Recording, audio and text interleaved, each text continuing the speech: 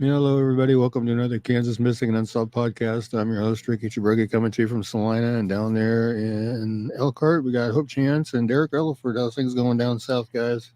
It's going good. I should say southwest Southwest, yes. We're from where actually I'm in at. Oklahoma, Ricky. Oh, Oklahoma.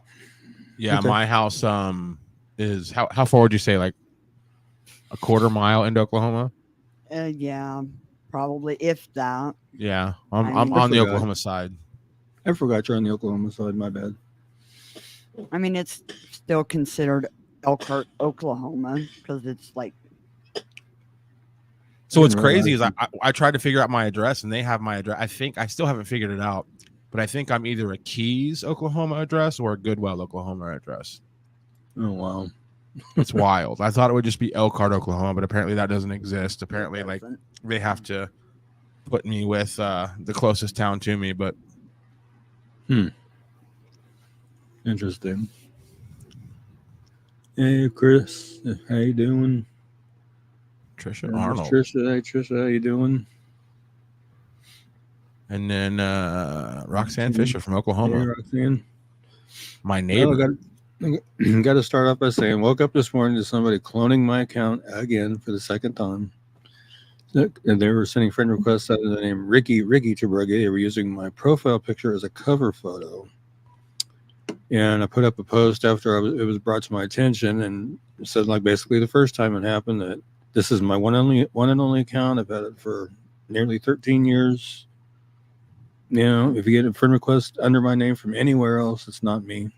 I don't have any reason to have a second account. So, Right. yeah.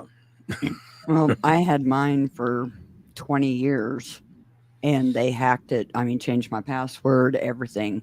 I changed my password And to just I Derek. couldn't get back in it. They even changed my email address, everything to Oh, it. wow. Wow. Well, there's a pretty famous YouTuber who made a video this morning talking about like how the YouTube bots are getting out of control with comments. But Yeah. whenever that happened to you today, Ricky, I made a mistake that I've made a few times. Like, don't ever make a post on your public profile on Facebook that says that you or anybody you know has been hacked and use the word hacked. If Mhm. you do it within 5 minutes, you'll have 300 comments, all from bots that just look for keywords of hacked. And they all of Wow. them say the same thing. Oh, I got hacked one time and I lost everything. If you just click this link, they'll get it back for you. So I actually had to go back and delete my post because within like a minute, there was 5 or 6 comments of all bots, just basically trying to get all of my followers to click links and stuff. So Wow. I just had to take it down. So like you have to, it's crazy how much the Wild West some of these platforms are becoming. You know, like I remember a day when like it seems like Facebook was pretty secure, like everybody was real. Now it's just an onslaught of bots, and it's Mhm. crazy. You know. Yeah, I had a good one happen to me last night. I was in my Messenger, and apparently I bounced around too much in Messenger, and they said I was using it too fast, and they blocked me. Yeah, that's weird. Messenger did. Facebook did. Wow. I'm Have you like, have you had what? a thing where whenever you open Messenger on your computer or on your phone, it says Messenger has been updated to encryption, and like and you they won't show. Like I remember people would Yep. like you would send me a flyer or something like 5 years ago, and I could go through Messenger and go to like what all Ricky has sent me, and it'll show me something. But now like everything's gone. Like Facebook is messing up big time, in my opinion. Right. Do you have Yeah. anything on Patrick? Chloe's wondering. Are you talking about Patrick Hubbard by chance? Because last I knew, he was still missing. I guess he had been found briefly, and he went missing again. So Yeah, that was it's the last last night. That was name. We last can kind night. of look at that and see if there's anything up on that. But Yeah. we'll go ahead and get into some cases here. But yeah, lots of stuff going on in the state of Kansas. Also, you'll see flyers from surrounding states and some even further states. Make sure you're following the Kansas Missing and Unsolved Facebook page. Hang on, real quick before we cover a case, I do want to talk about this one too. I had a person message me in Messenger. These are popping up all around in a western neighborhood in Topeka, and we're trying to figure out between that person and myself whether this is legit. They're driving around the neighborhood, seeing how many of these things are up. The first one that they sent was the one on the far left, but there's no information, nothing, no phone number, anything like that. Then the second two, you can see there's actually a phone number, and it says didn't show to meet her fiance for, and they misspelled important plans they had for 18 months. She has onset dementia, and there's a phone number. And the person that sent it, she Googled the phone number apparently, and it comes up as a potentially dangerous phone number. So I have it dialed into my phone. Should I call it? If you want to. I'm kind of okay. So honestly, like you showed it me and Hope this before the show started. I don't know anything about this except for you showing us this picture. But to me, with how poorly they're made, they just have her name. There's misspelled words. To me, this looks like somebody wants to find Christina for bad reasons, and they're using this tactic for basically to let the public know, hey, if you see this lady who I'm mad at, call me and tell me where she is. Oh yeah, she has dementia. She'll say stuff like, I don't know who that person is. You know what I mean? It just reeks of. Yeah, it's crazy. I mean, I don't get it, but I Googled her, or not Googled her. I looked her up on KBI, and I did not find any Christina on KBI at all. I found a Christine, but not a Christina. And I know it's not the same person because the Christine that's on there, I believe, was a victim of a serial killer, I believe. But so I know it's not the same one. So I want to put it out there to see if anybody can kind of shed some light on this. Has anybody else seen them around the west part of Topeka or anything like that? Message me and let me know so I can try to figure out what's going on with that. Because if it's legit, I would like to make a better flyer and get it posted, obviously. So if we can do that, that would be great. It's just she didn't show up for plans that we made more than a year and a half ago. Like, first of all, I'll miss out on plans we make for next week. I'm not gonna, this is just a wild. This is weird. That phone number is going to be 785-363-0389. Right. Yeah, I'm scared to dial it. Like, what if it is somebody? Right. Hope's going to do a search on it. Well, we'll keep looking into this, but obviously, if you ever see a flyer out there and it's not to what I call the Tabruggy standard, like where Ricky puts everything out there, be very leery of who made it. You know what I mean? Like, this is an easy way to have the neighborhood help you find someone you're looking for. You know what I mean? Yeah, it's weird. I just don't quite understand what's going on with that. Like I said, if we can find more information, I'll gladly make a better flyer. Trust me. But like I said, I didn't find her on KBI, so I don't know if the report hasn't been filed yet, or if this is something not quite right, or what. So, well, I might dial the number here in a little bit. I don't know, but that's very sketchy. What does it say on the? It's still processing because my internet's slow out here. Oh, but I can do a name lookup, a photo lookup. I can hear a voicemail if they have one. Wow.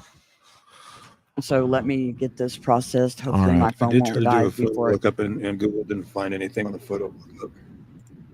Wow. All right. Well, let's cover Jonas Summers, and then I'm going to get Hope a charger and get her on our Wi-Fi. But go ahead. Okay. Well, this is Jonas Summers, missing from Tulsa, Oklahoma since July 23rd, 2019. He was 32 when he went missing. He's now 37. 6'1", 264 pounds, black hair, brown eyes. He has no known vehicle and no active cell phone. Again, he was 32 when he went missing. He's now 37, 6'1", 264 pounds, black hair, brown eyes. He is Native American. Does have several tattoos. Some can be seen in the photos. And I'm in the process of trying to get some other photos, hopefully. If you have any information regarding Jonas's disappearance, or you know of his whereabouts, please call the Tulsa, Oklahoma Police Department at 918-596-9222 and see if we can't get Jonas located and back to where he needs to be. And Chris, no, I have not seen anything new for Alex Head, unfortunately. And Diana's saying flyer reeks of scam. Not sure what scam, but definitely scam. I was thinking along those lines myself, so I'm not real sure yet. I mean, even if it's not a scam, it's a very poorly done flyer. And, obviously, if you're missing a loved one, you're not going to think of like, well, is this going to be like an amazing flyer or anything? But to me, like I need a little bit more explanation as to why you're trying to locate this person and why you're telling it. It's just very, very odd, Yeah. Right. Okay. Alexander Perez, go ahead. All right, Mr. Alex. Okay, he's missing from Ulysses, Kansas since December 1st, 2020. He's 35 when he was missing. He's now 38. He's 5'11", weighs 235 pounds, has black hair that he shaves nearly bald and brown eyes. He contacted a family member on the phone on December 1st and said he'd be coming to their home to wash laundry. He never arrived at the family member's home in Ulysses, and he's not been heard from or seen by family members since then. He'd been staying with family and friends prior to his disappearance. It's believed that Alexander may still be in the local Ulysses area, or he may be in the Garden City area or surrounding areas. Again, at the time of his disappearance, he was 35. He's now 38. He's 5'11", weighs 235 pounds, black hair that he shaves nearly bald and brown eyes. Has a tattoo of a bumblebee on his face underneath his left eye. Has Perez tattooed on one of his arms. Has a tattoo of a cross on a chain across his chest. If you have any information regarding Alexander's disappearance, you know his whereabouts, please call the Grant County, Kansas Sheriff's Office. It's 620-356-3500, or the Ulysses, Kansas Police Department at 620-356-4600, or the KBI at 785-296-4017. And let's see if we can't help get Alex back home to where he belongs.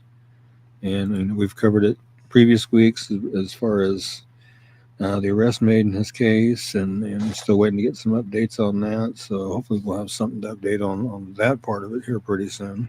I did talk to my source. So my source kind of bounced around a little bit since back then, mostly in this area when I was in Arizona. And like right when I moved back, my source is far away now. I won't say where they live, but my source is pretty far away from this area. So I was hoping to get an update in person, but we're still trying to get a time for a phone call. But obviously with them just moving recently, they're pretty stacked with, stuff going Was it on. for I safety do know, reasons?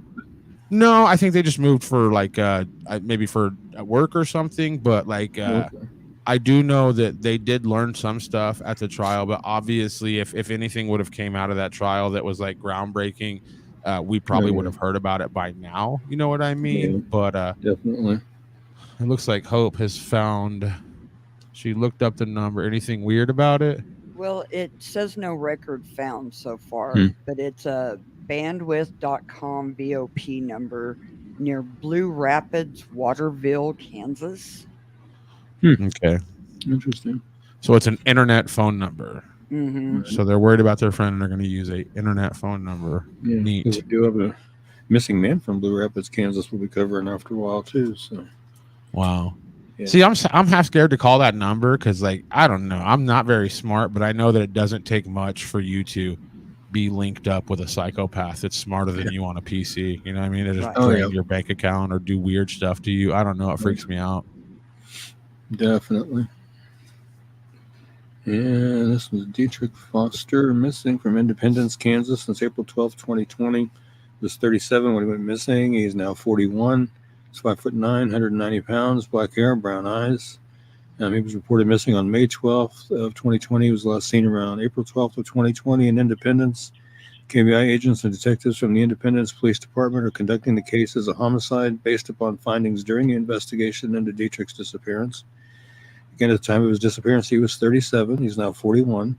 He's 5'9", weighs 190 pounds, has black hair and brown eyes, has a scar on his chest from heart surgery and a scar on the right side of his nose, has the following tattoos: a cross on his right arm, the astrological sign for Gemini on his right arm, 3 dice on his arm, the name Dejeuner on his arm, and the word foo on his abdomen.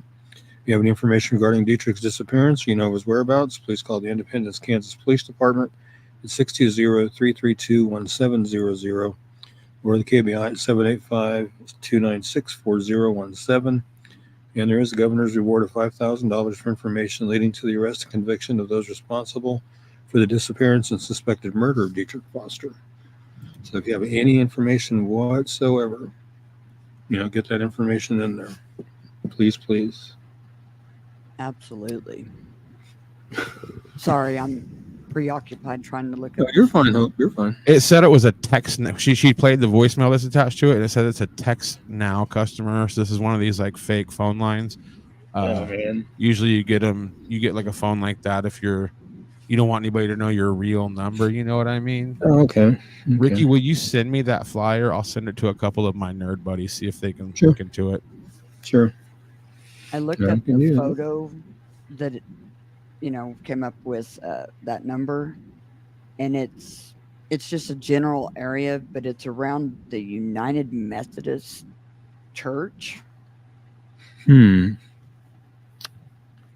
Weird. like I say, if anybody has information on it, I'm gonna make a post with it later on too, asking for information as well to help me kind of figure out what's going on with it. So Yeah, I mean, it could be, nothing, but it could be something. yeah,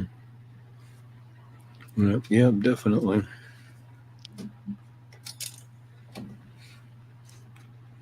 And that's gonna be United Methodist Church. What city is that again?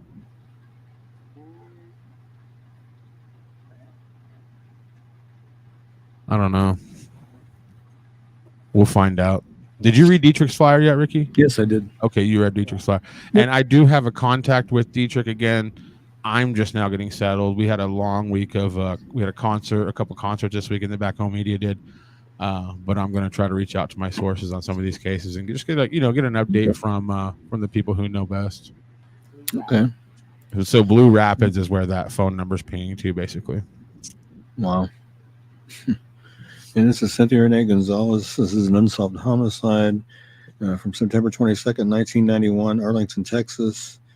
Cynthia Renee Gonzalez was reported missing to the Arlington, Texas Police Department on September 22nd, 1991. Cynthia's body was discovered in a creek bed off County Road 313 in Johnson County, Texas. It was later determined Cynthia died from multiple gunshot wounds. Cynthia was reportedly at her apartment with her boyfriend when her husband stopped by to deliver their daughter for a weekend visit.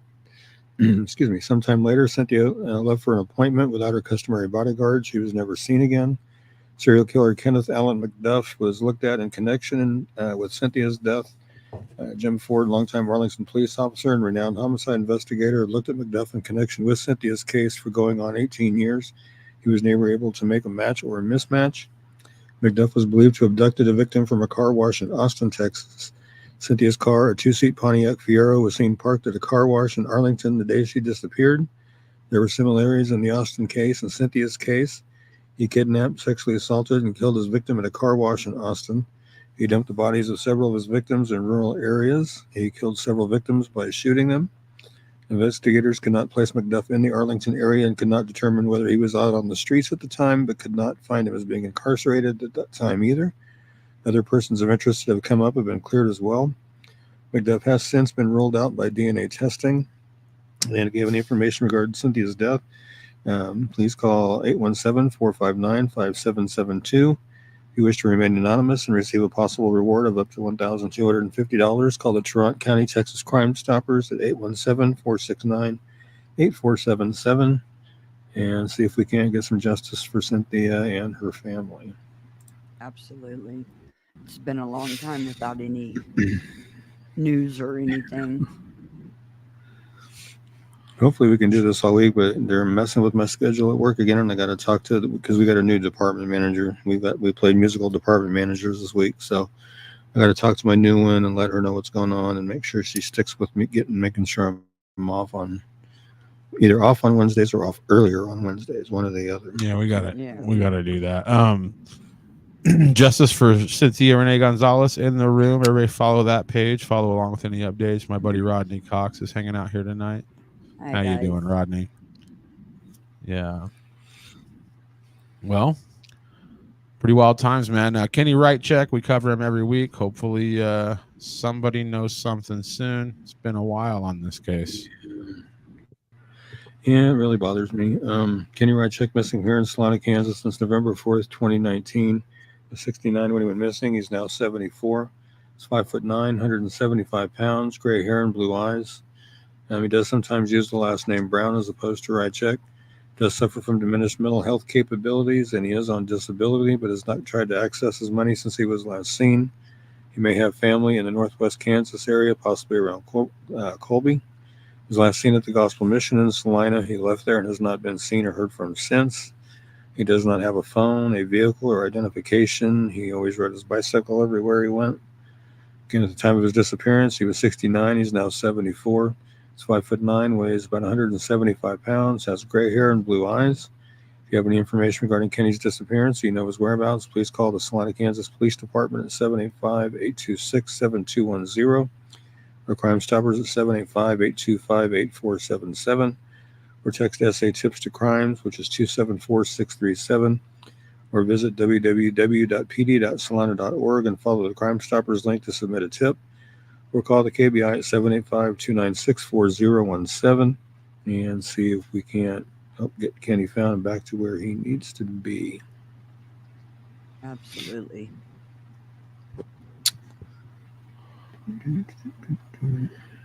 Shoot.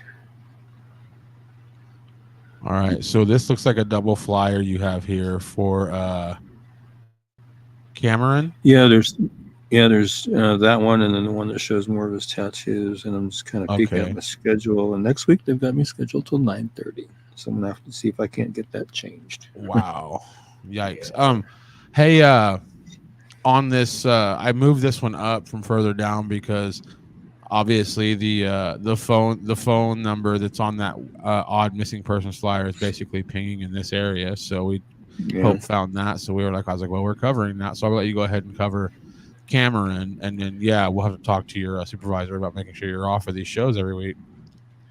Yeah, this one was one that actually the KBI is involved with, and I got a release from the KBI about it in my email, and was like, okay, cool. I'll get a flyer made and posted. It doesn't sound like a real good situation. This Cameron shop taste, I'm not sure.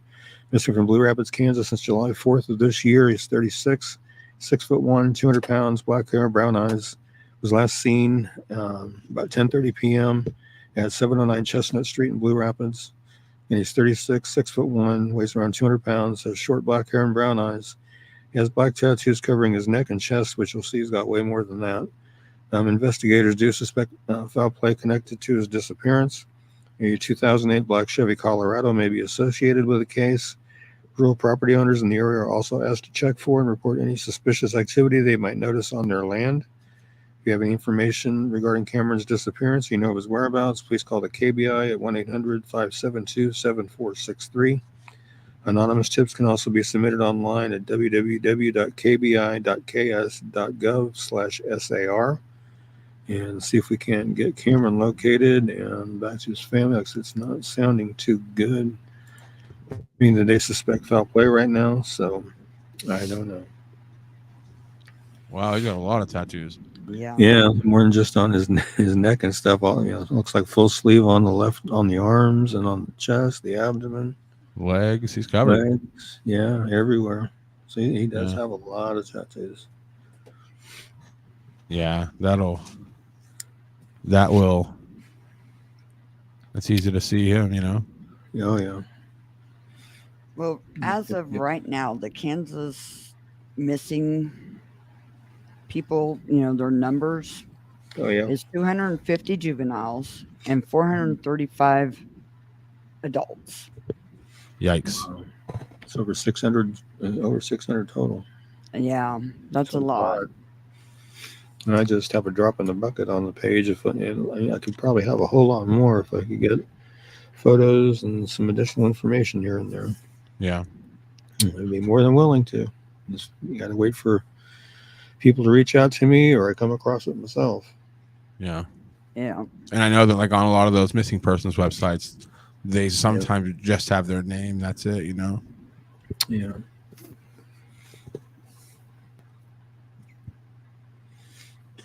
Catherine had him. Say again? Oh, okay. Got him. Okay. Another Salina case here. She's missing from here in Salina, Kansas, and you can actually consider this a missing person / unsolved homicide case. Missing from Salina, Kansas since April 29th, 1993. She's 35 when she went missing. She now be 66. 5'4", 120 pounds, brown hair, brown eyes. She was last seen at 4:30 in the morning on April 29th, 1993 at Quick Shop over on 1700 block of West Crawford Street in Salina. She drove a full-size white Ford van with She Has Legs logo written on the sides in white and blue lettering.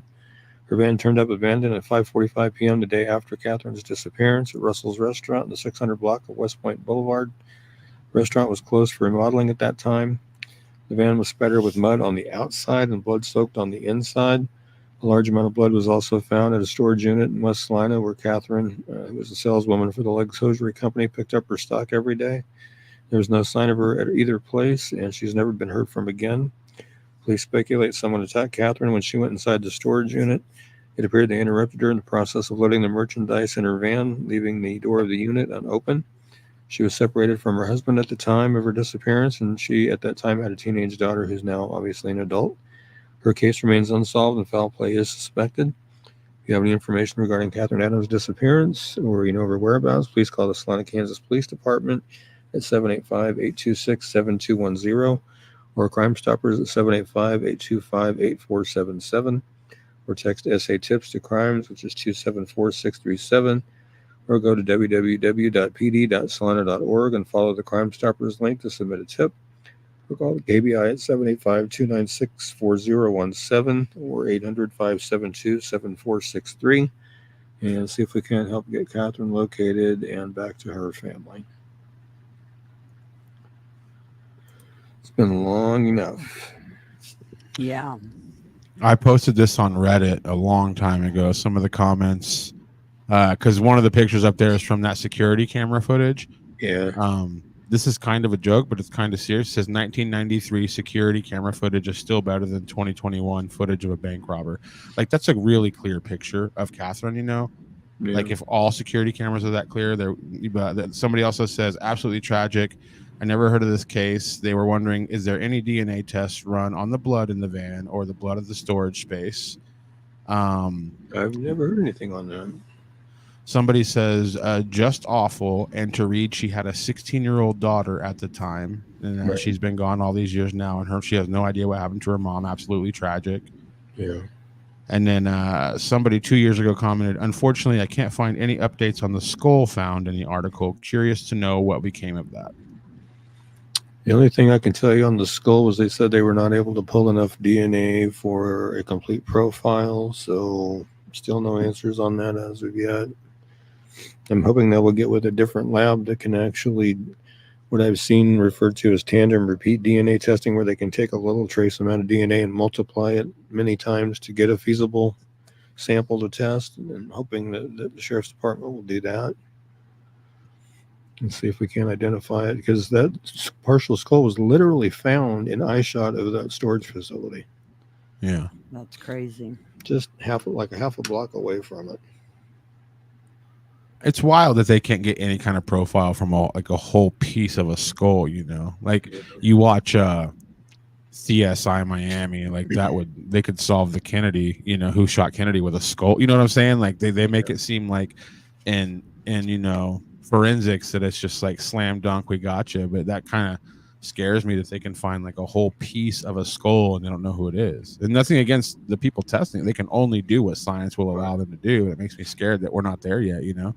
And I Well, just you kind know, of when wonder. you watch TV and they make it seem like it's a wham bam thank you ma'am type thing, and it's not. It takes time for DNA to be processed and analyzed, and you know, and science, we've come a long ways, but we're still out there.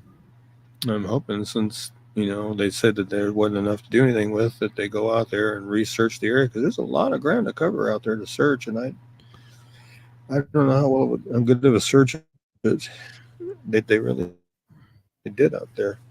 Yeah, I'm sure testing costs a lot of money, Cynthia. I'm sure it does. The Charlie Project just basically says she was separated from her husband at the time of her disappearance, and in the process of a divorce, and her teenage daughter reported her missing.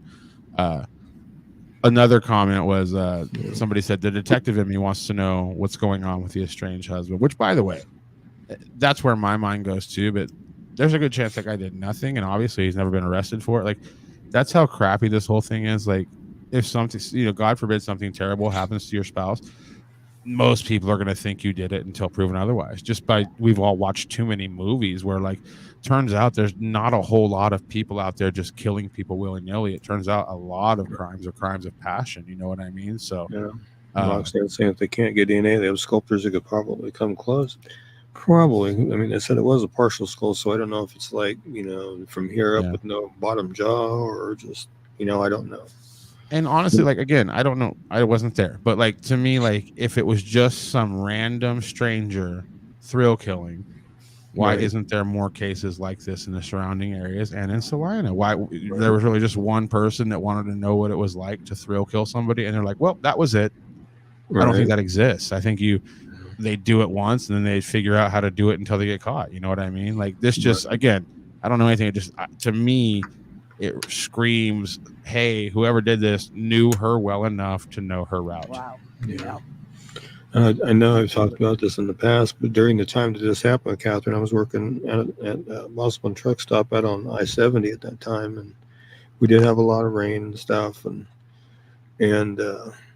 yeah, I know that's probably caused a lot of problems. But I remember too, around the time this happened, they also we had the police department come out one day while I was at work, and they had us post or gave us copies of the I-70 I-35 serial killer composite, and somebody put it on the outside of the counter instead of the inside, and the guy that was the director of the Gospel Mission at that time, when it was up on North 13th and Bishop up there, he brought a guy in to do Western Union, and he was telling me that the I-70 I-35 serial killer had stayed at the mission here in town at that time. He had a little paper bag that he carried with him that he never let out of his sight, slept with it under his pillow and whatnot, and they called the police, and by the time police got there, he was long gone. So I don't know if maybe they were thinking maybe the I-70 killer was responsible, but if he was, it didn't match his MO at all, because he was killing people in strip malls that were alone in their stores close to closing time. So I do not know. Yeah. I mean, I don't know. My thoughts would be the soon to be ex, but Yeah. I because mean, who else would know her route that well? yeah, Right. it's just, I don't know. Yeah, it's hard to say. I mean, that would be my first thought too, would be the soon to be ex or whatever, but I don't know if they ever really interviewed him and decided one way or another, or decided they didn't have enough evidence, or never been any updates or anything like that have ever come out since it's ever happened. So I mean, they've done a couple anniversary pieces over the years, but Yeah. nothing new in the way of, well, we're going to release some new information in hopes of reviving this case and solve it. Nothing like that. I mean, we all want to hope that if something like this happens to us, that every day until the day it's solved, there's like 4 cops and detectives on bad diets, geeked up on caffeine, searching with dogs. But the thing is that, of course, that can't.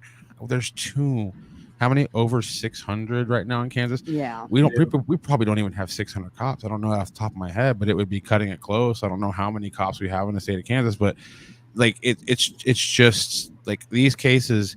Like, I guarantee you KBI is obviously working on this, but what that means, who knows? And it's been since 1993. The fact that they're working on it at all is a miracle, like, but really in cases like this, and the reason this show exists is the only way I've ever seen dominoes fall is for somebody who knows too much to say too much, and then it just unzips and it all spills out on the ground, basically. Like, Right. every case we cover is shrouded with people know that exactly what happened, but whether or not they're going to tell the public, that's a guessing game, Oh, Yeah. I'm a firm believer that somebody knows something about just about every one of these cases. It's just a matter of, like you say, doing the right thing and speaking up. Yeah. So, yeah, I agree with that. And people could not talk because they are protecting a bad person because they respect them, or more than likely because they're scared of them. Yeah. Yeah. You know what I mean? So who knows? But it's just crazy.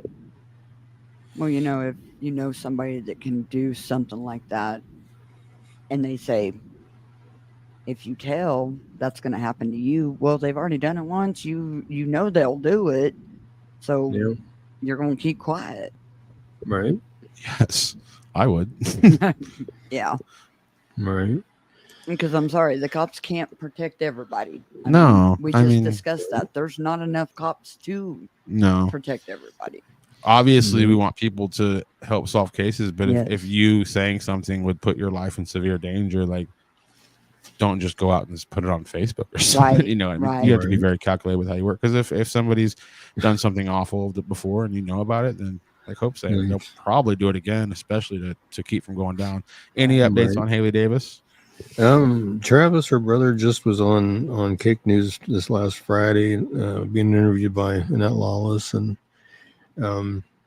she asked him, what he knew about the case, and he said really not much, so he didn't really have anything to add to it, but just talked basically about how much they missed her and wanted her home, and talked about the vigil they're going to have on July 20th at Sunset Park at 8:00 here in town, and he said that anybody's welcome to come that wants to come, and I was supposed to be off that day. They got me scheduled, so I'm going to talk to my boss, see if I can get off a little early and go there because I want to be there. So Right. my schedule got messed up again, but so we'll see what happens. Of course, Haley's missed from parents, Salina, Kansas, since July 21st, 2023. 19 when she's been missing. She's now 20, 5'6" to 5'7", 190 to 200 pounds. Her hair is dyed bleach blonde and blue eyes. She did leave Salina with a male acquaintance to go to Wichita, and I believe Travis said it was an unknown male, I believe. She was last active on social media and last heard from on July 21st. Again, at the time of her disappearance, she was 19. She's now 20. She is 5'6" to 5'7", weighs between 190 and 200 pounds. Her hair was last known to be dyed bleach blonde, and she has blue eyes. And if you have any information regarding Haley's disappearance, or you know of her whereabouts, please call the Salina, Kansas Police Department at 785-826-7210, or call Crime Stoppers at 785-825-8477, or you can text SA Tips to Crimes, which is 274-637, or visit www.pd.salina.org and follow the Crime Stoppers link to submit a tip, or you can call the Wichita, Kansas Police Department at 316-268-4181, or 316-268-4407, or 316-263-6011, or you can call KBI at 785-296-4017 and see if we can help get Haley home to her family. Yes. It's so sad. Yeah. I don't know what I would do if I had a family member missing. It would be so unsettling not knowing Yes, it would. anything. It would. I don't know how some of these families do it that have had missing loved ones that have been missing for 10, 20, 30 years, I don't know how they do it every day. Yeah, I don't know would go either. stark raving mad. I would. I'd be calling the police department every day. Do you have anything? Do you have anything? Do you have anything? Do you have anything? Yeah. They'd get tired of me. And unfortunately, there's some people out there that do that, and Oh, I know. they just get placated, and that's not right either. Right. But I know it would be hard on the other side of having that family member call every day. Have you heard anything? Do you know anything else? And having to tell them the Right. same bad news of no, nothing's come in. We're still working on it. Right. Hopefully we can help get answers for Haley's case and some of these other cases too. That's my goal every week, is hoping somebody will, speak up and tell what they know. I realize, like we were saying earlier, some people are afraid of retaliation or their own safety and stuff, and I get that. But at the same time, you speak up, you tell them what you know, and it gets this person behind bars, and you don't have anything to be afraid of because they're locked up. So Right. it's kind of a catch-22, I know, but Yeah. what are you going to do? Absolutely. There's a comment from I think it says Marlene on there. I Marlene, can't read it because the print's too small, but Which one? Here we that go. one right there. Yeah. So stupid question. I wonder if there was any DNA evidence. There was nothing that could have been done at the time, but now might break the case up, and referring to Catherine Adams' case. Yeah. Good question. I don't know. I would like to think there might be some of the perp's blood in there somewhere. As much as there was, he could have screwed up and cut himself, and Right. or whatever. She could have hurt him in a defense wound, Hurt himself in some way. Yeah. I don't know. I just looked up Haley Davis. I found a article from 2 weeks after she went missing from the Hayes Post. Oh, okay. It's got a couple of typos, so I don't know how legit this is. Not just one. It just she went missing on the morning of July 2T. I don't know what that means. But it says here she left a residence and was last known to be heading to Wichita. Like, do we know how much? It's been, we're coming up on a year. Do we know how much vetting went into? Cool. She left somebody's house and she was heading to Wichita. Okay, well, whose house was she at, and whose house was she heading to? That's where, I mean, again, I'm not a cop, but that's where I'd start. Like, have those options been like? I don't know. Like, I watch my kids grow up when they're around me, and if they're busy with school or they don't want to hang out with me, I watch interrogation videos, and I don't know, like I'm not a cop, but I did a switcheroo on you real quick there. This is actually Haley's latest flyer. I switched the center picture and added in the Wichita Police Department contact information. So this is actually the newest version right here. Okay. Because I mean, like I'm sure they have, obviously, but like just me being nosy, and like if Haley was like my family, that's what I would be like, okay, well, let's just go to the person's house that she was leaving, because there's no way you don't know, you don't have an idea of like how was she acting when she left, did she seem in a hurry, was she arguing with anybody? And another thing too is, and again, I don't know the legalities of it, but again, if this was my kid, immediately I would go to, especially if they were on my phone bill, I go straight to T-Mobile, I go straight to Verizon, I go straight to AT&T. Hey, give me every text message my kids ever sent. They're missing. Right. I guarantee, like, I don't know, people tell their phones everything through telling their friends on text message, or so to me, like, it blows my mind that like and I don't know if it's a thing, but like anybody that's missing, like, can we not just like somehow have whoever their provider is look through their text messages and be like, wow, here's some weird things, you know what I mean? Like, I don't know, again, I don't know the legalities, but if my kid was missing, I would go there. Absolutely. Like, I would cause a scene at Verizon, like, give me the kid's text messages or I'm going to lose it. You know what I'm saying? Like, my kid is missing. I mean, if the cops can subpoena your phone records and get everything that you've ever done on your phone, why can't we as customers do it? Why can't I do it as the guy who pays the phone bill for this kid? You know what I mean? It's just like, I don't know. I just feel like it's 2024. We all have GPS units in our pockets. We all have machines capable of recording state-of-the-art audio at all times. Who knows who's listening?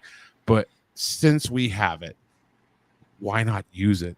Like, to me, there's got to be so much information on where this chick was heading or who she was talking to, people who she was communicating with. You'll never convince me that anybody that's missing in modern day didn't leave some kind of paper trail through text message of where they were heading or who they were talking to. Absolutely. In the house or the residence that she left from, they would probably know at least something, I would think.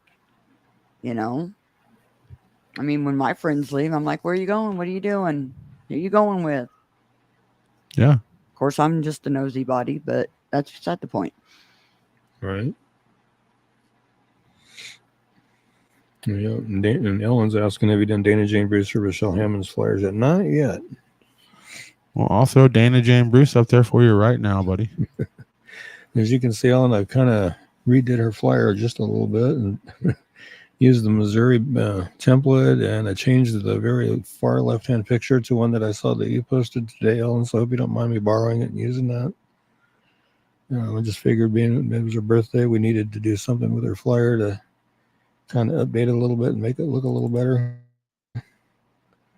Maybe catch somebody's attention a little better. This is Dana Jane Bruce, missing from Sedalia, Missouri since October 4th, 2008. She was 23 when she was missing. She's now 39. She's 5'2", weighs 98 pounds, brown hair, green or hazel eyes. She was last seen at her children's babysitter's home in Sedalia. She had left the children there earlier that day so she could go out for the evening. She returned at midnight, gave the babysitter more money, and asked her to watch the children for the rest of the night. Dana was seen at Malone's Bar on Main Street with a young man driving a late model red Ford F-150 truck earlier on the night of her disappearance. She left with that man at 11:30. Police have identified the man Dana was with on the night she vanished. He traveled to Atlanta, Georgia after her disappearance, and police questioned him about Dana after he was arrested there on unrelated charges of marijuana possession and driving on a suspended license. Authorities have not named him publicly, but they are calling him a person of interest in her case. Told his questioners that he and Dana had parted ways after they had left the bar, and he never saw her again after that. She left all of her belongings behind, including her hairbrush, toothbrush. She doesn't have any credit cards, debit cards, checking account, cell phone, or a car. Again, at the time of her disappearance, she was 23. She's now 39. She's 5'2", weighs 98 pounds. She has brown hair that was colored brown at the roots and black at the ends with red highlights and green or hazel eyes. She was last known to be wearing a black shirt with the word Rebel in silver lettering on the front and blue jeans. She has a tattoo of a teddy bear with wings and silver lettering on the front that says Rebel on it. In blue jeans, she has a tattoo of a teddy bear with wings and the name Dylan on her upper left arm. She is blind in her left eye. She has a 2-inch scar along her lower spine and a staple scar on her right shoulder. Her ears are pierced one time each. If you have any information regarding Dana's disappearance, you know her whereabouts, please call the Sedalia, Missouri Police Department at 660-827-7823 or 660-826-8100 or the Missouri State Highway Patrol at 573-526-6178, or their toll-free number is 866-362-6422. And see if we can't help get Dana located and back home to her family where she needs to be. And Ellen says, thank you, and I don't mind. You're very welcome. Travis is Haley Davis's brother, says thank you so much. And he also says, thank you so much for sharing my sister. It was hard doing that interview Friday. My heart goes out to you, Travis. I couldn't imagine having to do something like that. But I did watch that interview. I found the replay on Cake's website, and I watched it. So yeah, I could tell it was pretty hard for you. So you are very welcome, and I shared the vigil information again as well, which is July 20th, 8 o'clock, Sunset Park here in Salina. And you were saying on the interview that anybody was welcome to come that wanted to. And I was also saying that I have a little bit of a schedule change, and I'm going to have to see if I can get fixed where I can get off early to get over there, because now they have me scheduled till 9:30. So when I'm supposed to technically be off, so I'm going to have to talk to them about that and see if I can get that switched around. And Chris was saying, just like the Elizabeth Smart case, your dad kept going to the Salt Lake City police day after day until he got some answers about his daughter. Glad she was found alive 9 months later. Definitely. Yeah. Well, my heart and prayers definitely go out to all these families. Definitely.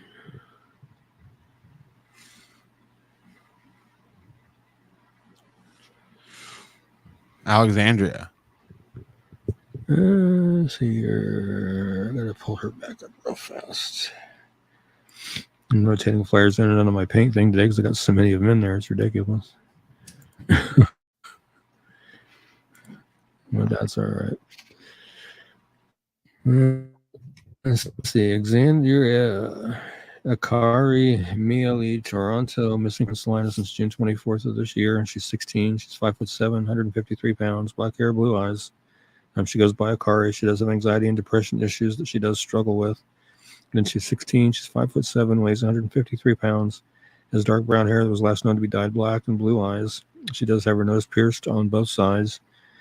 She does have a tattoo of a rose behind her ear, a tattoo of a butterfly on the back of her right thigh, a tattoo of a single-line flower bouquet on her calf, and a tattoo of H+M on her inner ankle.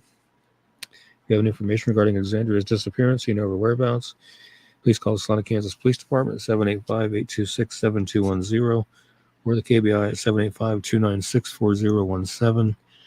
There is some thought that she might either be in Wichita or down in Oklahoma City, so you get this flyer shared in those two areas. That would be fantastic, and see if we can't help get her found and back to where she needs to be.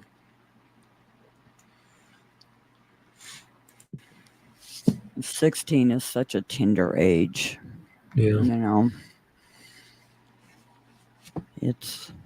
I was just thinking, you know, my son will be 18 in September, but he just got back from Corpus Christi, and now he's going back to move there for good. And it scares the living daylights out of me. Yeah. That's a long ways away, you know. Yeah, and she does have a baby boy that is in the system as well, and Wow. I don't know. Sounds like she's having a pretty rough time. Yeah, bless her heart. Yeah.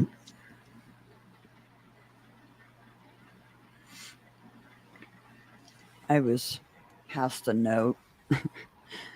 It says, if anyone watching wants to go home, please call 1-800-RUNAWAY. And that's 1-800-786-2929. You know, if you're out there and you see this, you hear anything about it,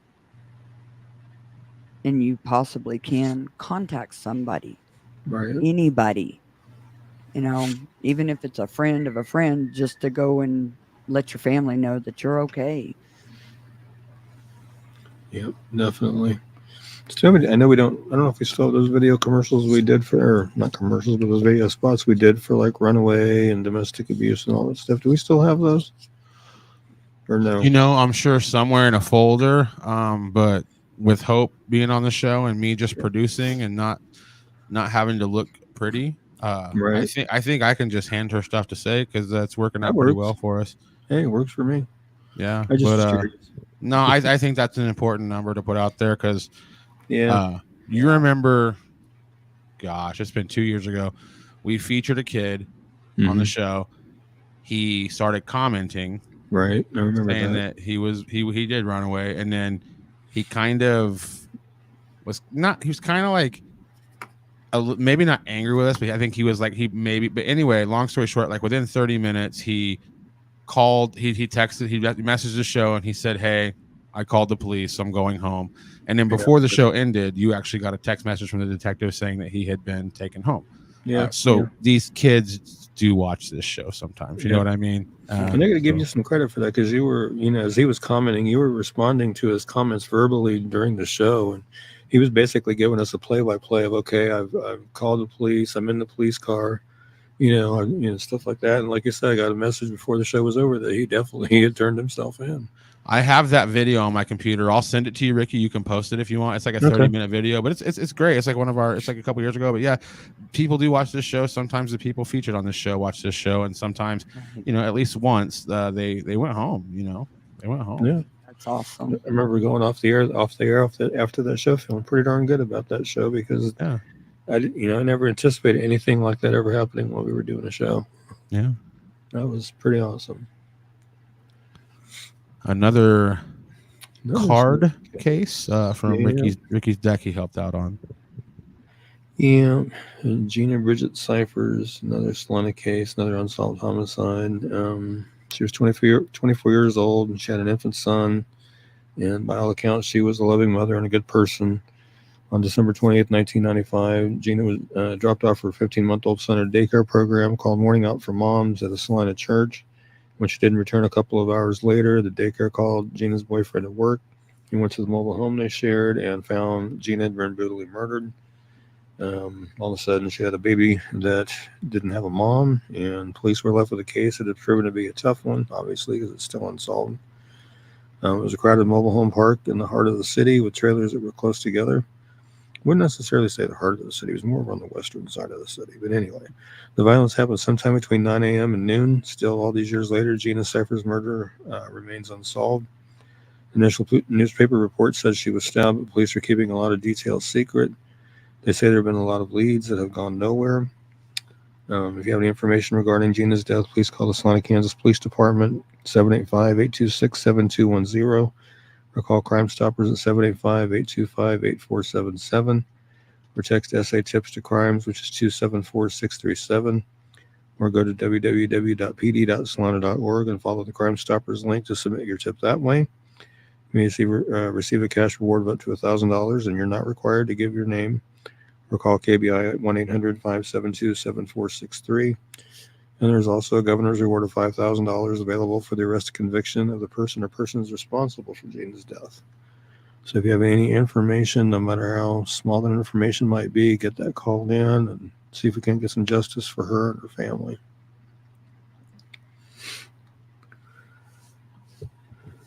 Yeah. Yeah. It's, her son was 15 months old. Yeah. When that happened, that's, Yeah. Yeah, and that trailer park that they referred to is now just a big empty lot now. It's all right. I went by there the other day and took a few shots of where the trailer used to stand and stuff like that for comparison to what it used to look like and what it looks like. And it's just weird because it's just like a big empty lot. Oh, There's one wow. white building over on the north side of it by the Cloud Street side. But other than that, nothing. You can kind of see remnants of where trailers used to be and stuff. But Right. I'm trying to. Let me see.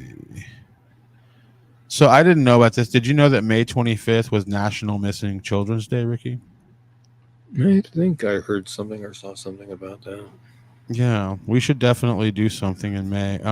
Yeah. I was looking here, and I was kind of asking like where governor's rewards come from. Says governor's rewards in various states sometimes offer rewards for further information leading to resolution of missing persons cases. These rewards are typically announced to encourage the public to come forward with any information that might help law enforcement solve the cases. And then it said, for example, North Carolina Governor Ray Cooper has offered rewards for information on specific missing persons cases. In one instance, a reward up to $5,000 was offered for information leading to the arrest of it and conviction of those responsible for the disappearance of Brandon Carl Wayne McDonald. These rewards are part of a broader effort to raise awareness and support families of missing persons. And then it says, additionally, some states have designated days to raise awareness about missing persons. North Carolina has Missing Person Awareness Day.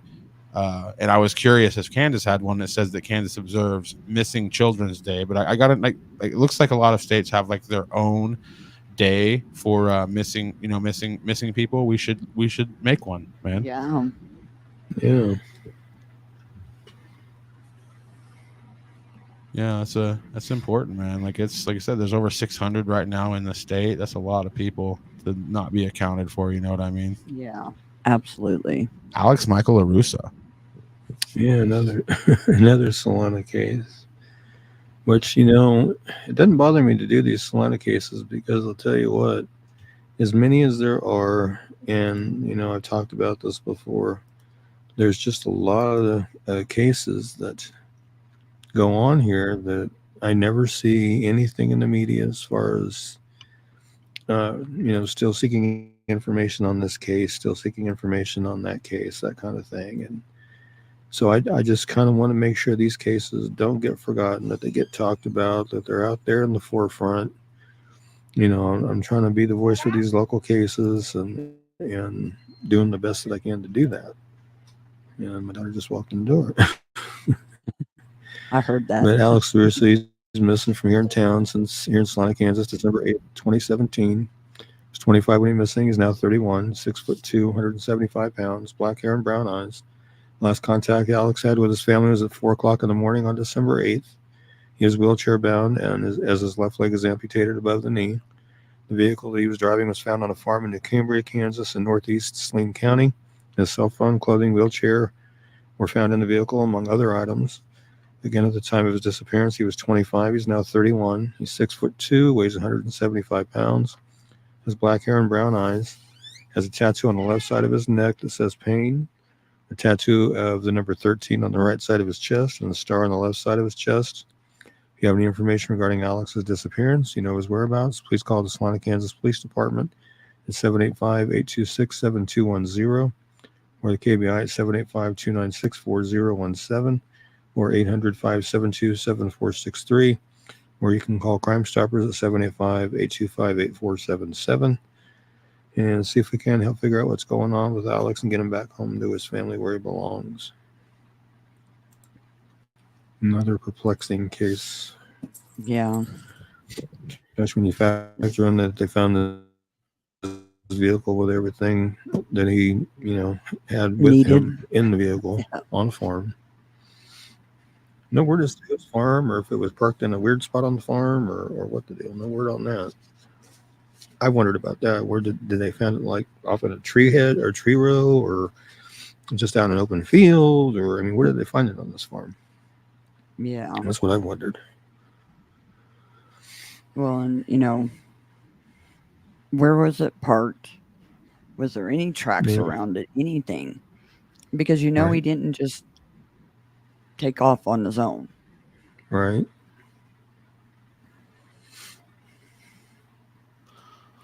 So I'm looking on websleuths.com, which be careful. Obviously, like this is just literally people who think they're detectives. But there's one thing, and it's not a clickable link anymore, but it was. I do see a picture here. It says pic below is from last sighting on December 8th. I'll get that picture to you, Ricky, if I can get it. Yeah, I think I got it. But there's here, and again, it's from that same.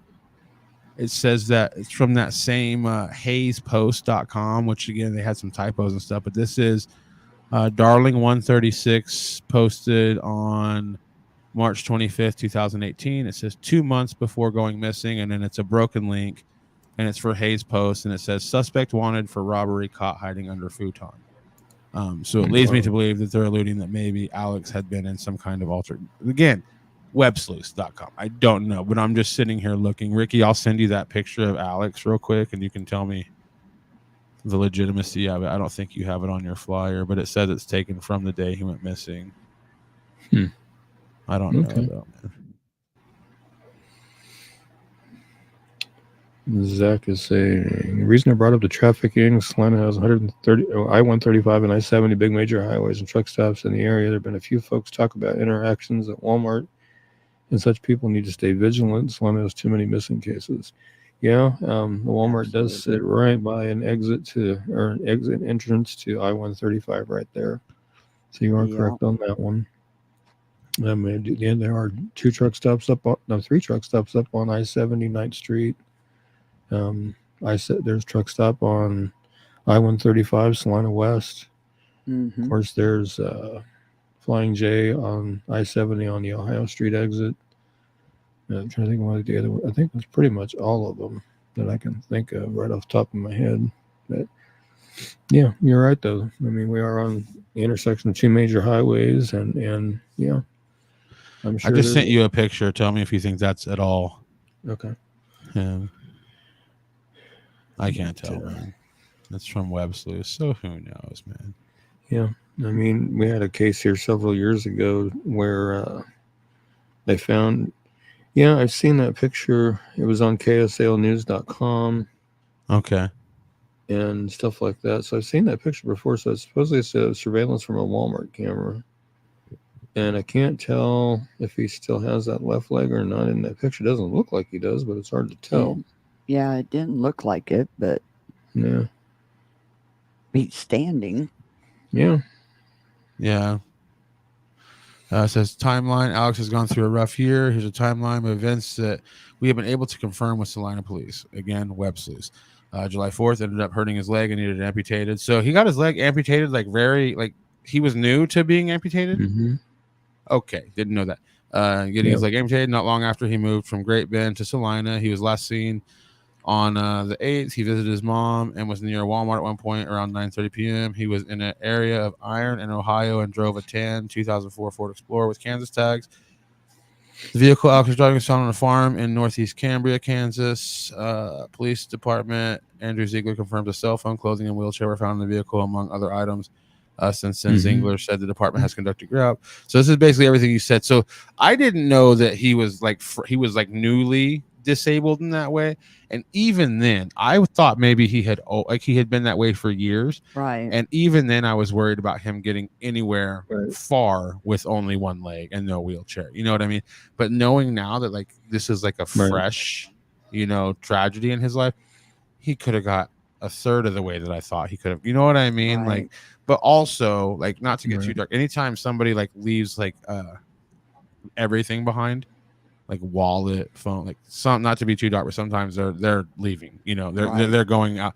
So, but even then, with his only having one leg and it's a fresh injury for him, if he was going to leave the planet, we would still find him. Right. He couldn't go far. You know what I mean? Or he would have to have somebody take him somewhere where we couldn't find him. Absolutely. So very sketchy for sure. Do you know what happened to him to lose a leg, Ricky? Or not real clear on that one. I'll have to see if I can't find that again. But yeah, I'm not real clear. There's a lot of rumor about it and stuff, so I don't know what's fact and what's not. But Unfortunately, when something like that happens, the rumor mill kicks into high gear. Right.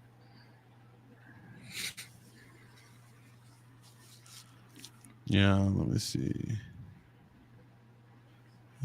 Yeah, some of this is obviously just people asking questions, but that's pretty much everything I saw that looked like it was people were attempting to tell the truth. Like this is, speaking as if it was Yeah. fact.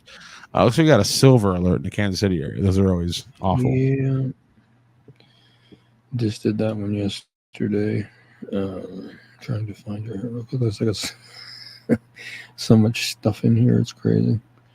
There it is right there. Okay. Emilcar, I'm not sure I'm saying this right. Leeva, missing out of Kansas City, Kansas since July 2024. He's 67, 5'3", 190 pounds, black and gray hair, brown eyes. Was last seen at his home in the 1200 block of Homer Avenue in Kansas City about 1:30 in the afternoon. Left home in a 2001 white Toyota RAV4 with Kansas license plate 1179AEN. He is diagnosed with Alzheimer's disease, and he's 67, 5'3", 190 pounds, black and gray hair and brown eyes.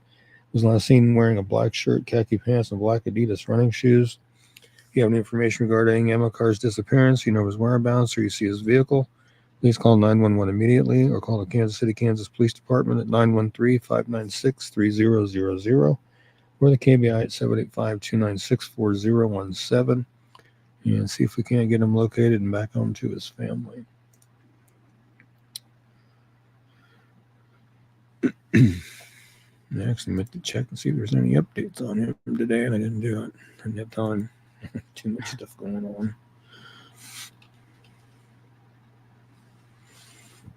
Look on Kansas City, Kansas's Police Department Facebook, where I saw it. And then there's another silver alert out of Kansas City as well. Let's see. Oh, okay. Is it for Wilford Powell, the next one? There is an update on Kansas City, Kansas Police Department. It says that he's been located. Nice. We'll pull him down. Cool. Awesome. What about Wilford though? Is he still He is still missing. He's been missing for quite some time. Okay. December 3rd. I was just looking up, silver alerts that area, and I saw his case pull up. I didn't realize it was so long ago. Yeah, he's been missing for quite some time. Wilford Powell, missing from Kansas City, Kansas since December 13th of 2023. So he's been missing for several months. He's 67, 5'10", 160 pounds, black and gray hair, brown eyes. Was last seen on the 1200 block of North 7th Street at the Frank Williams Center. Wilford is blind and is diagnosed with a mental illness. He frequents the Frank Williams Center along with the 2800 block of Sewell Avenue. He's 67, 5'10", 160 pounds, has a mix of black and gray hair and brown eyes. He's last known to be wearing a black leather jacket with white and gray accents, gray athletic pants, and black and white shoes. If you have any information regarding Wilford's disappearance or you know his whereabouts, please call 911 immediately or call the Kansas City, Kansas Police Department at 913-596-3000 or the KBI at 785-296-4017 and see if we can't get Wilford located and back to where he needs to be. It's been a good 7 months, so yeah. Let's get him found. Yeah. 67. He needs some, he needs some routine. He needs to be at the same place every day. Yeah. It's concerning because he has a mental illness and he's blind, so it makes it very concerning. Wow.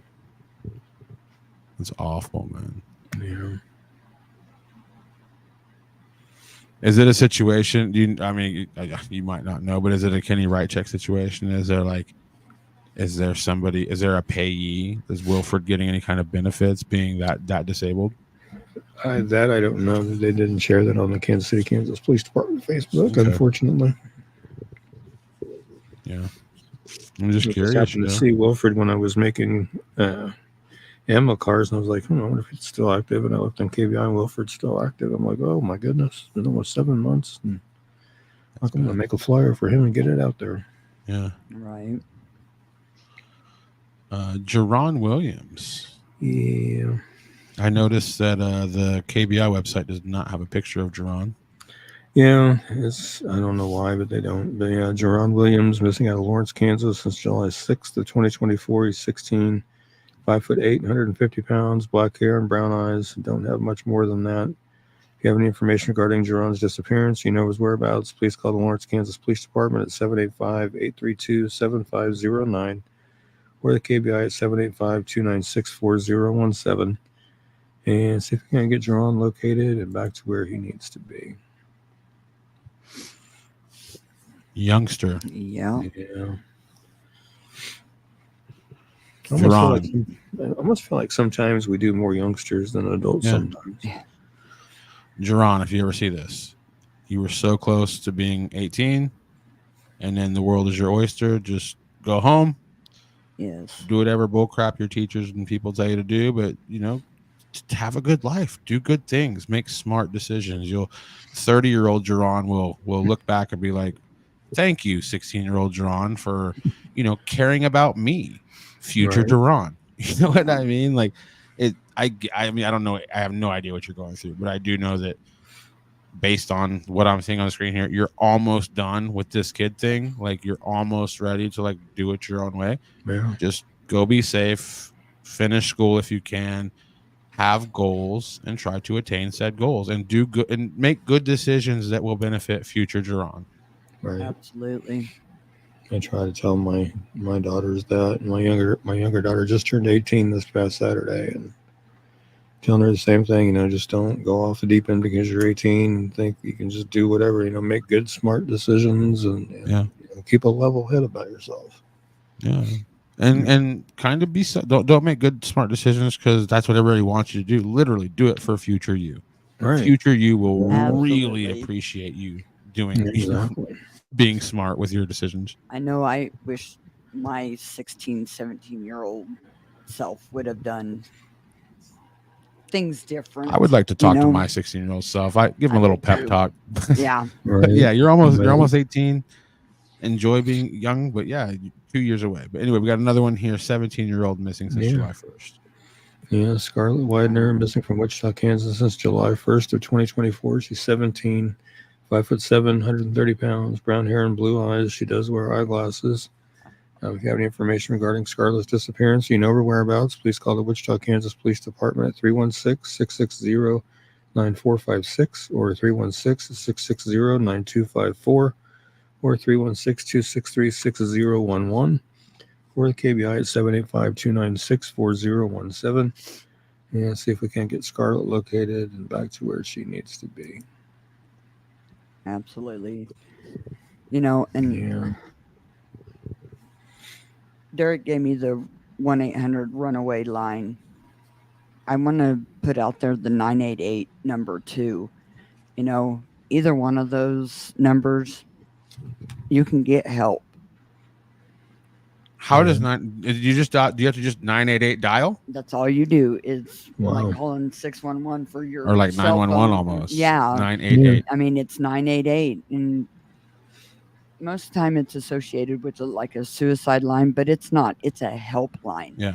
For anybody, any problem, call them. Talk to them. Yeah. Yeah. You should look at like here in little old Elkhart, man. There's like there's a building. It's not a huge building, but it's like a building. It's open all the time, and there's a phone in there, and it says 988 on the side of the building, and it's just for anybody who's at the bottom of their rope or getting close, and they need some help. Like you'd be surprised how many people are willing to help you, but very few people can read minds. I think David Copperfield was the last one, but like seriously, like nobody can read minds. Like you have to be brave enough to admit you need help sometimes. You know what I mean? I suffer from a couple of mental issues, and sometimes I just need somebody to talk to, but I don't want to talk to anybody I know because they've heard it, or they just discount me, or I feel that way. Right. Reach out to a stranger, call 988, talk to them. They can help you. Yeah. Right. Ricky, are you plugged into your router, man? Because you have been wacky the last 2 weeks. I am. Man. Yeah, I am. Okay. That's okay. I hope got laggy on my end there for just a second. So I don't know. Weird, You're good, weird. Well, This is it's Ariana. okay. Go ahead. Yeah. Okay, Ariana Gracie Sanchez. She's missing from Hutchinson, Kansas since July 7th of 2024. She's 15, 5'2", 115 pounds, dark brown hair and brown eyes. She left on foot from her friend's house yesterday and told family another friend was going to be bringing her home. She never arrived at home. So if she could still be in the Hutchinson, Kansas area or the Wichita, Kansas area. And she's 15. She's 5'2", weighs 115 pounds. She has dark brown hair with blonde highlights and brown eyes. She has a snake tattoo on her collarbone, a tattoo with a feather and some words on the inside of her arm, a back tattoo with flowers and a moon that covers her entire back. Ariana has her belly button pierced as well. She was last known to be wearing a crop top and ripped jeans. If you have any information regarding Ariana's disappearance, or you know her whereabouts, please call the Hutchinson, Kansas Police Department at 620-694-2800 or 620-694-2816 or the KBI at 785-296-4017 and see if we can't get her located and back to where she needs to be.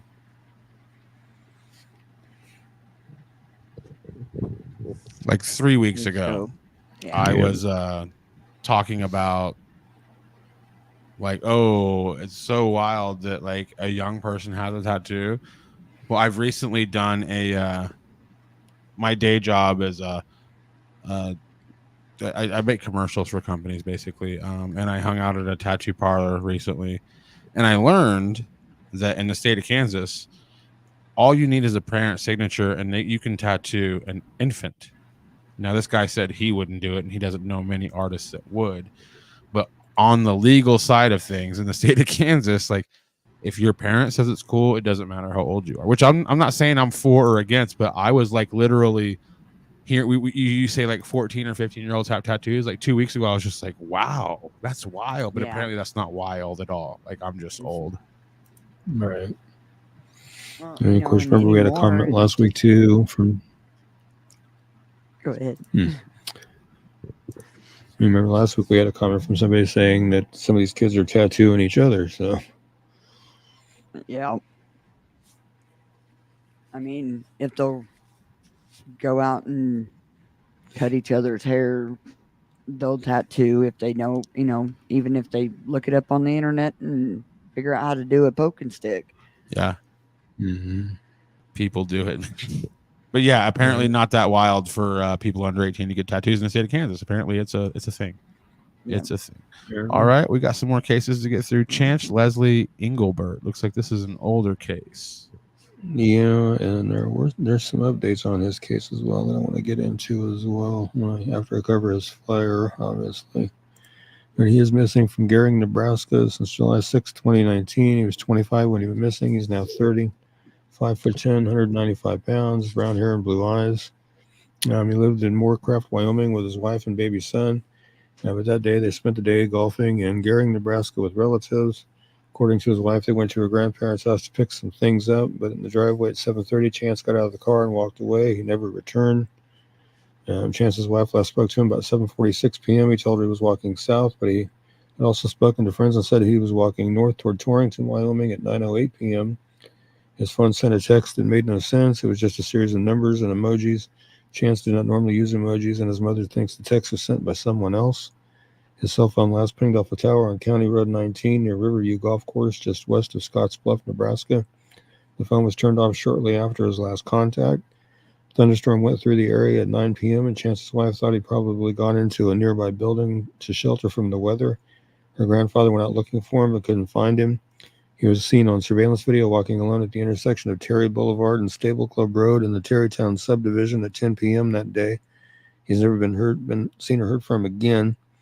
He was last known to be wearing a short-sleeve button-down Wrangler shirt, blue Wrangler jeans, a belt buckle with NRCA logo on it, Roper boots, and a black and white trucker cap, which is that photo on the far right there. That was the last outfit he was wearing. If you have any information regarding Chance's disappearance, or you know his whereabouts, please call the Gering, Nebraska Police Department at 308-436-5089 or 308-436-5088 or the Nebraska Missing Persons Clearinghouse at 877-441-5678. And there is a $220,000 reward available for information leading to the arrest and conviction of the suspects involved in the disappearance of Chance Engelbert. So there is that. And let me pull up the updates real quick here, as I was just reading them the other day and I had them pulled up and then my computer did a reset and I lost them. Oh, no. So hang on, just give me 2 seconds here. This is on News Nation now. Let's see here. Do you know who News Nation Let's is? see. 2 tips have come in through a convenience store clerk who interacted with a man fitting Chance Engelbert's description. Private investigator Ryan Daniel told News Nation Live that the lead confirmed Engelbert was walking out in the storm and having a tense conversation while at the back of the store. The man alleged to be Engelbert purchased a drink and a tobacco. If he did leave the store between 8:30 and 9 p.m. that night, that would put him down there in that area, which we believe not only the area of the incident, but the area of time. Daniel said Chance's disappearance is focused on between 9 and 9:15. The second lead is also being explored after a witness contacted the tip line saying 2 women in their mid-20s were seen in a state of panic and attempted to stop traffic in the vicinity Engelbert had last previously been before he was picked up by a truck. So there's that. I mean, that's the 2 latest pieces of information. And I found another article that actually delved into the 2 women a little bit more. If I can find that article again. Oh, right here it is. And it talked a little bit more about it. Let's see here. Okay, and there's a little bit more information here. It says Engelbert and his wife Bailey and their infant son had driven to Gehring from their Moorcraft home in the shadow of Devil's Tower to visit her family for the 4th of July holiday that weekend. Spent the day golfing with the father-in-law and other in-laws. When he got angry over one of the comments one of them made about his new job, Engelbert had just been laid off from his job at an area coal mine along with hundreds of others and was set to begin a new position at a propane company in Moorcraft the following Monday. He called Bailey from the golf course and asked to be picked up. He told her he wanted to return to Wyoming. As they drove to her grandparents' house, an argument ensued, according to Engelbert's mom, Dawn. When they arrived, Engelbert got out of the car and started walking away from the house. So, and then the new evidence, according to this article, let's see. A new volunteer private investigator working with the Engelbert family recently generated new information that may help fill in some of the holes of Engelbert's last steps before his phone went dark. The investigator, who has to be identified by his company name, RD Investigations, has spoken to a former clerk at a convenience store in Scotts Bluff who claimed to have seen Engelbert in the store the time between 8:30 and 9 before the brunt of the storm hit. The store was about 2 miles from where Engelbert was last seen on surveillance video in Terrytown. Clerk said it had been raining lightly at that point, and he distinctly remembered Engelbert because of the top of his shirt was wet with rain, according to the private investigator. He further told the investigator that he saw Engelbert having a tense conversation with another man in the back of the store prior to the Engelbert buying tobacco and a Monster energy drink. As he rang up Engelbert's purchase, the man he thought Engelbert had been talking to in the back of the store was being helped to the second register by a coworker, the investigator stated. The clerk told me he distinctly remembered carding Engelbert for the tobacco and the fact that he was from South Dakota. Chance grew up on the family's ranch in Edgemont, South Dakota, and never switched his driver's license. The clerk told RD Investigations he recalled teasing Engelbert about crazy people from South Dakota being out in Nebraska storm. The clerk told the investigator that Engelbert had said that he had been in an argument with his wife and needed to take a walk, but had cooled off and was heading back now. The clerk praised him for his level-headedness in handling the situation, the private investigator said. The clerk saw the other man hop into an unidentified vehicle but cannot provide details of what it looked like or if Engelbert got into the vehicle with him or took off on foot. He was too preoccupied with the sudden storm rolling in, thunder booming, lightning flashing, and heavy rain pouring to the point where it was later caused a power outage in the town. And then the 2 females running. The second new lead RD Investigations uncovered was a sighting of 2 women in their mid-20s running alongside the road near 5 Rocks and Stable Club roads around 9 p.m. within a mile vicinity of the store in which Engelbert was allegedly last seen. The 2 women were frantically calling out for assistance, according to the private investigator, who said witnesses described them as so beautiful they look like models. The witnesses told RD Investigations that they then saw the women get into a white 2-door pickup that was towing a small boat on a white trailer. They seemed to know the driver, he added. Whether this had anything to do with Engelbert or if it if they had witnessed a crime or other event is yet to be determined, according to the investigator, who is asking anyone with information to come forward. All of this information has been shared with both Gehring and Scottsbluff police, he said, noting that he's now visited the area on multiple occasions and has spoken to dozens of witnesses and followed countless leads. So that's where we're at with that. So crazy stuff. Yeah.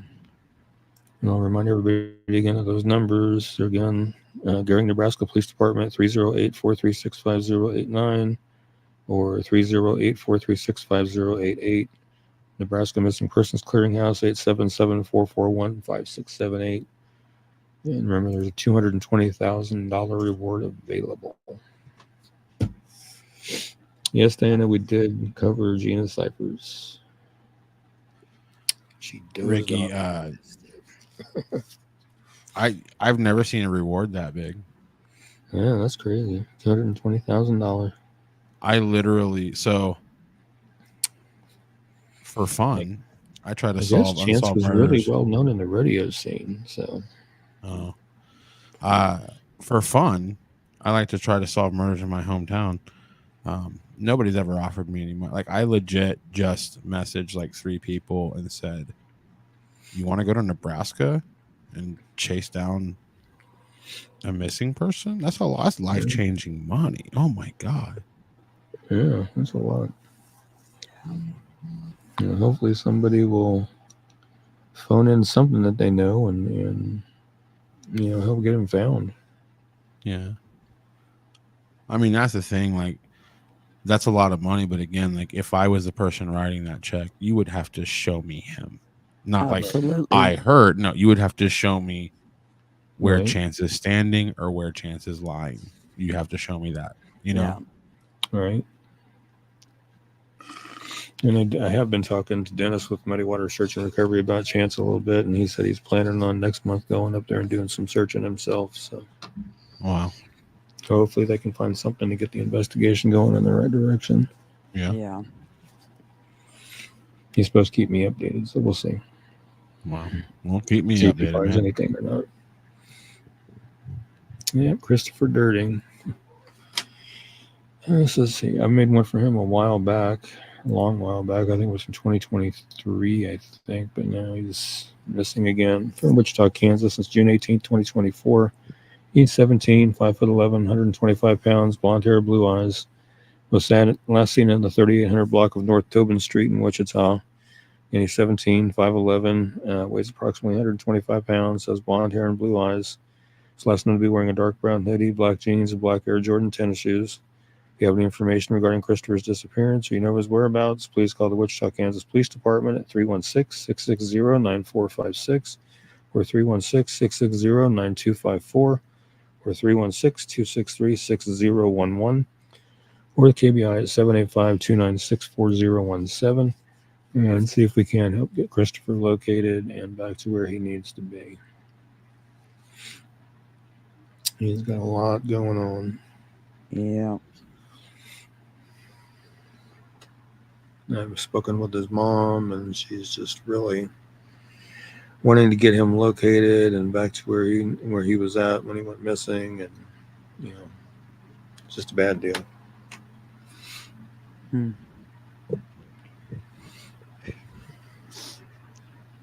Wow. Yeah. And it looks like a double flyer again. This is an older case we've covered. Very interesting case, but it looks like you have a second flyer for this one. So I'll let you cover this one, and then you just switch over to that secondary picture whenever you're ready, boss. Okay.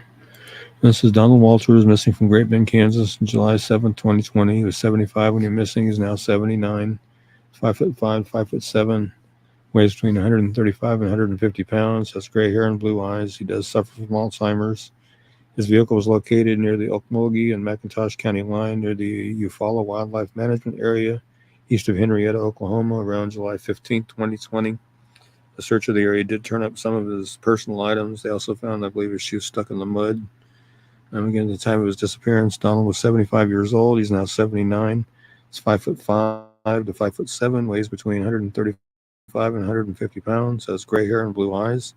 you have any information regarding Donald's disappearance, you know his whereabouts, please call 911 or call the Okmulgee County Sheriff's Office down there in Oklahoma at 918-756-4311 or the Great Bend, Kansas Police Department at 620-793-4120 or the KBI at 785-296-4017 and see if we can't help get Donald located. That one screenshot on the left side there, I was watching a YouTube channel called Chillin' with Chet, and I noticed he hasn't posted anything for about a year, and I did some research to find out why, but apparently he was in a pretty bad accident and has been laid up all this time he's had several surgeries and whatnot, but this particular screenshot, Donald Walters went to these drag races in Great Bend they have every year, and he was driving a Porsche something or other, and he was challenging another guy to a drag race, and Chet kind of come over and intervened and said he would race him instead, and so they raced twice, and he won the first one, Donald won the second one, and then Donald went missing a few days after that, and so Chet, he decided to do a deep dive into Donald's disappearance, in which I've created a folder or photo album, whatever you want to call it, on Kansas Missing that's got these flyers. Plus, I've linked there's 5 different videos that Chet's done devoted to Donald Walters' disappearance. I've linked them all in the folder there. But he found a lot of interesting information out about Donald. Like Donald was a former spy.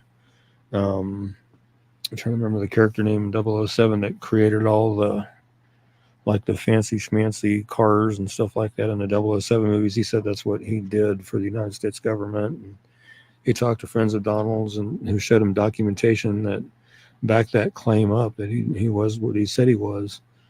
And so being that he was showing Alzheimer's, one of the theories that Chet talked about was, didn't know whether maybe the government saw that he was starting to show Alzheimer's and they hushed him up or what. And at one point he found that Donald went to Oklahoma, obviously. That's where they found his car. And they thought maybe, they're trying to figure out what he went to Oklahoma for. And they didn't know if it was for a political reason. Maybe it was they said he had some family down there, so maybe he was doing some genealogy research or whatnot. They're still not 100% sure why he went down there. But, like I said, if you guys want to go in to that Donald Walters folder that I created, and you can find every episode that Chet did to it, his deep dive into Donald. And it's very interesting. It's just crazy how he just up and disappeared right after drag racing. Yeah. And there's the other one there that shows that's his vehicle when it was found. He wasn't driving the Porsche, he was driving that one. But I think that one's an Audi. I think is what that is. But you can see with the condition it was found in, mud all over the interior and stuff like that. And actually, they found his shoes stuck in the mud alongside the car, and personal effects outside the car, and that kind of thing. So it's just really a bizarre case. And in the last video that Chet did, he put together a search party, and they went out and did a ground search to see if they could find anything regarding Donald, and they never did. Didn't find anything. That's so sad. But still remains a mystery what happened to Donald Walters. Roxanne saying that's not a safe area in Oklahoma. I'll take your word for it. I've never been to that part of Oklahoma. Yeah. Well, Rick, I think that's it, right? I believe that was the last one. Yeah. All right, man. I'll have you pray, and then we'll get out of here, because in Elkhart, me and Hope have 10 minutes to get supplies before they shut the town down. So we got, and we're a quarter of a mile out of, a little bit, but yeah, great show, everybody. Be back. Yeah. Ricky will update everybody as far as the viewers on when we will be live next week, and then he'll obviously update me and Hope, but we will be live at some point next week, hopefully Wednesday. But Ricky will get us out of here. Thanks everybody for being here. And Ellen, sorry we didn't get to Rochelle's flyer tonight. We'll make sure to get it back on next week. Heavenly Father, thank you for bringing us together tonight to go over these cases, and hopefully, somebody will, like we pray every week, and somebody will, reach the right ears, the right heart that'll do the right thing and make that call and say, hey, here's what I know, and get some of these people found, or some of these unsolved homicides solved, and, give some families some peace of mind knowing what happened to their family members.